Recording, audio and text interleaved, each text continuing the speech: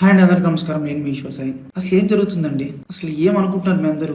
రకరకాలుగా ట్రోల్ చేస్తున్నారు, రకరకాలుగా మీడియా వాళ్ళు రకరకాలుగా ఇష్టం వచ్చినట్టు ఉన్నది లేనిది ఏది పడితే అది రాస్తున్నారు. అసలు ఏమనుకుంటున్నారు? నేను ఆల్రెడీ క్లియర్గా చెప్పాను కదండి, మేము తప్పు చేశాము. ఆ తప్పు ఏంటి? మేము ఎమోషనల్గా కనెక్ట్ అయ్యాము అని చెప్పాను. ఎమోషనల్గా కనెక్ట్ అవ్వడం అంటే మీ దృష్టిలో ఏమనుకుంటున్నారండి? అసలు ఆ రోజు అక్కడ ఏం జరిగింది? మీకు తెలిసిన 10% మాత్రమే, 90% మీకు తెలియదు. ఆ రోజు ఏం జరిగిందో మీ అందరి ముందు నేను పెట్టబోతున్నాను. ఆ రోజు మార్నింగ్ నాకు షూట్ ఉంది. ఎర్లీ మార్నింగ్ 5:30 కల్లా మేము లొకేషన్కి స్టార్ట్ అయిపోతాం. నేను 4:15కి నా రూమ్లో లేచాను. ఆ టైంకి అసిస్టెంట్ అనే అతను నా వాష్రూమ్లో ఉండటం జరిగింది. నేనేం చేశాను? నేను మాధురి రూమ్కి వాష్రూమ్ యూజ్ చేసుకోవడానికి నేను వెళ్ళాను. ఆ టైంకి నాకు మాధురికి ఆ లీనియన్స్ ఉంది. మీకు ఆల్రెడీ చెప్పాను కదా, మేము ఎమోషనల్గా కనెక్ట్ అయ్యామని చెప్పి. నాకు మాధురికి ఆ లీనియన్స్ ఉంది కాబట్టి నేను ఆ రూమ్కి వెళ్ళి డోర్ నాక్ చేశాను. ఆమె రూమ్ డోర్ ఓపెన్ చేసింది. ఆమె రూమ్ డోర్ ఓపెన్ చేసి నేను డైరెక్ట్గా వాష్రూమ్కి వెళ్ళిపోయాను. ఆమె క్యాజువల్గా ఆమె రూమ్ డోర్ లాక్ కూడా చేయలేదు. రూమ్ డోర్ ఓపెన్లోనే ఉంది. ఆమె క్యాజువల్గా బెడ్ మీద కూర్చొని ఫోన్ యూజ్ చేస్తుంది.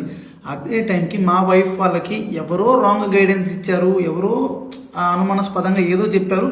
ఆ టైంకి సేమ్ రూమ్కి వచ్చింది. రూమ్ డోర్ ఓపెన్లోనే ఉంది.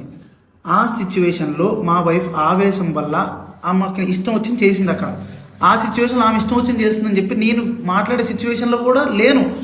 ఆమె నేను ఏం మాట్లాడినా సరే ఆమె నాకు రివర్స్ అయిపోతుంది.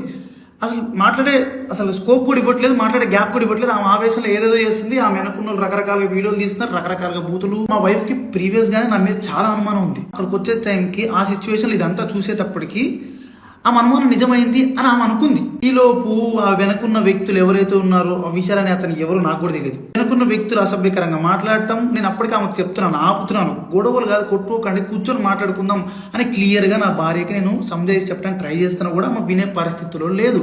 నేను ఒక్క మాట మాట్లాడుతుంటే ఆమె 4 దెబ్బలు కొట్టేటట్టుగా ఉంది. ఆ వైఫ్ ఏం జరిగింది నన్ను పట్టుకొని కొట్టి అడుగుతున్నా సరే నేను కామ్గా ఉండటానికి రీజన్ అక్కడ వాళ్ళందరూ వీడియోస్ తీస్తున్నారు. నేను ఏం చెప్తే ఏ రకంగా పోర్ట్రే అయ్యిద్దో తెలియదు. ఎక్స్ప్లెనేషన్ ఇవ్వడానికి నాకు స్కోప్ కూడా ఇవ్వలేదు. ఆల్రెడీ మీకు చెప్తున్నాను కదండి, మేమిద్దరం కనెక్ట్ అయ్యి జస్ట్ 2.5 months అయిందని చెప్తున్నాను. మా మధ్య ఒకరికి లీనియన్స్ ఉంది తప్పితే అంతవరకు వెళ్ళే లీనియన్స్, అంతవరకు వెళ్ళే ర్యాప్ మా ఇద్దరి మధ్యలో లేదు.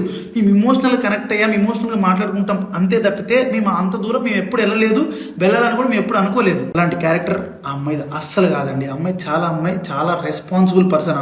అమ్మాయి ఫ్యామిలీని అంతా పోషించుకోవడానికి చాలా కష్టపడుతుంది. నేను ఎప్పటి నుంచో కొన్ని 4-5 years నుంచి అమ్మాయిని నేను చూస్తున్నాను. ఇదే విషయాన్ని నేను మీ అందరికి ఇంటర్వ్యూలో చెప్దాం అనుకున్నాను. కానీ మా లీగల్ అడ్వైస్ ప్రకారం నేను ఎంతవరకు చెప్పాలో అంతవరకే చెప్పాను. అందులో కూడా నేను మీకు క్లియర్గా ఎక్స్ప్లెయిన్ చేశాను. మీ అందరికి 10% మాత్రమే తెలుసు, మిగతా 90% మీకు తెలియదు, మీరు చూడలేదు. ఇలాంటి సిచ్యువేషన్లోనే ఒక మనిషికి ప్యానిక్ అంటే ఏంటో అర్థమవుతుంది. ఆ సిచ్యువేషన్లో ఏం మాట్లాడితే ఎవరు ఎట్లా రిసీవ్ చేసుకుంటారు అనేది తెలియదు. నేను చాలా క్లియర్గా చెప్తున్నానండి, మా ఇద్దరి మధ్యలో ఎమోషనల్ బాండింగ్ తప్ప అంతకు మించి ఏం లేదు, ఏం జరగలేదు. నేను ఒక ఇల్లీగల్ రిలేషన్షిప్ అని దేనికని చెప్తున్నాను అంటే, ఒక పెళ్ళైన అబ్బాయి ఒక అమ్మాయితో ఎమోషనల్ కనెక్ట్ అవ్వటం అనేది కూడా ఇల్లీగల్ రిలేషన్షిప్ అనే పేరు, అక్రమ సంబంధం అనే పేరుతో నాకున్న సిచ్యువేషన్లో నాకు ఆ పదాలు తప్పితే నాకు వేరే ఏం రాలేదు. నాకు ఉన్న డిప్రెషన్కి. అమ్మ మాధురి, నీకు నా తరపు నుంచి, నా భార్య తరపు నుంచి, నా భార్య వెనుకున్న వాళ్ళ తరపు నుంచి నీకు క్షమాపణ కోరుకుంటున్నాను. నీకు సారీ, ప్లీజ్ అర్థం చేసుకో, ప్లీజ్. వాళ్ళకి ఏం తెలియకుండా వాళ్ళ నోటికి వచ్చినట్టు మాట్లాడినందుకు, వాళ్ళు వీడియో అప్లోడ్ చేసినందుకు, నీ మీద చేసుకున్నందుకు నేనైతే సారీ చెప్తున్నాను. సారీ. నీకు జరిగిన నష్టానికి మీరు ఏ శిక్ష చేసినా నేను అనుభవించడానికి రెడీగా ఉన్నాను. సో ఇంకా మీడియా పీపుల్ అందరికీ అండ్ మీమర్స్కి, ఇన్ఫ్లుయెన్సర్స్కి, ఇన్స్టా వాడుతున్న ఎవరెవరో కూడా రియాక్ట్ అయిన వాళ్ళందరికీ ఇంతటితో ఆపేయండి ప్లీజ్. మా లైఫ్ చాలా డిస్టర్బెన్స్ అయిపోయింది మీ వలన. ప్లీజ్ ఇంతటితో ఆపేయండి. పదే చెప్తున్నా, మేము చేసిన తప్పు ఎమోషనల్గా కనెక్ట్ అవ్వటం. ఆ ఒక్కటి తప్పు వల్లనే మీరు రకరకాలుగా పోర్ట్రే చేశారు, రకరకాలుగా జనాల్లో కన్వే చేసేసారు. ఇంతటితో ఆపేయండి ప్లీజ్. మంచిగా అనిపిస్తుందా?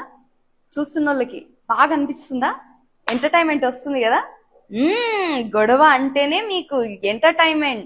అంటే పక్కలోళ్ళు ఏం చేస్తున్నారు, పక్కలోళ్ళు ఏ కామెంట్ పెడుతున్నారు, సడక్ ఏం చేసింది, ఈ అగోరి ఏం చేసింది, ఏంటి కాంట్రవర్సీ, ఏంటి గొడవలు, వీటి మీద భలే ఇంట్రెస్టింగ్ వస్తుంది మీకు.